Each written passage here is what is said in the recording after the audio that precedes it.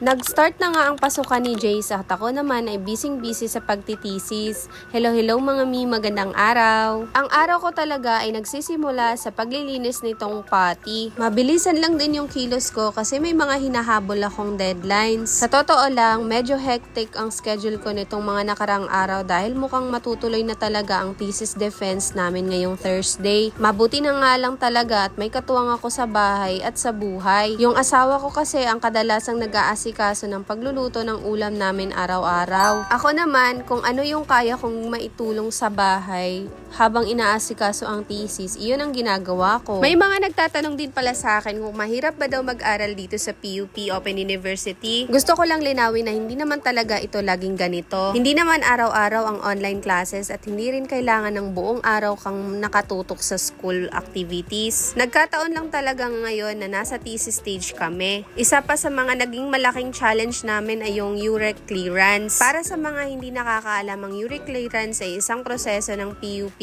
kung saan kailangan ma-review at ma-approve muna ng ethics committee ang inyong research bago kayo payagang magsagawa ng data gathering. Ibig sabihin, bago kayo makapag-survey o makakuha ng respondents, kailangan munang dumaan sa masusing pagsusuri ang inyong papel. Tinitingnan kasi nila kung naaayon ba ito sa research standards ng university at kung nasusunod ba nito ang ethical guidelines. May iba't ibang forms din na kailangang sagutan tulad ng mga required ethics forms at syempre malaking tulong ang thesis advisor dahil sila ang gumagabay sa buong proseso. Sa kaso kasi namin medyo natagalan ang approval kaya na-delay din ang iba pang bahagi ng research namin. Natagalan ang revisions, natagalan ang data gathering at dahil doon parang nagkaroon kami ng matinding crunch time. Nakakapagod siya minsan na nakaka-burnout din pero kailangan pa rin lumaban.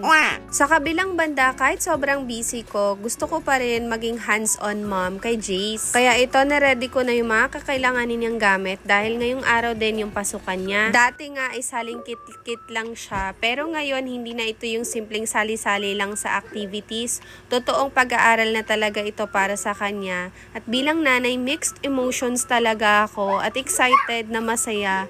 Pero medyo emotional din kasi bilis nilang lumaki, grabe. At mukhang masaya naman siya at excited na pumasok.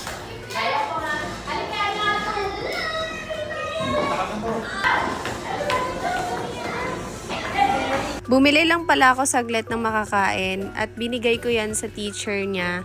Tapos pagbalik ko, uwian na rin nila. How's your first day? Happy. Happy?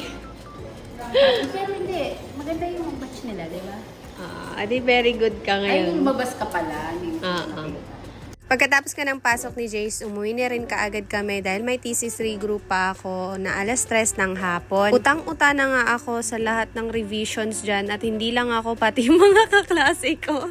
Hindi na rin nila alam kung anong gagawin. Natatunnel vision na nga kami kadalasan pero laban. Kaya sa kapwa ko students, working mom students, o kahit sino mang may pinagdaraanan ngayon, kapit lang. Darating din tayo sa finish line. Kaya see you in the next vlog mga mi. Bye!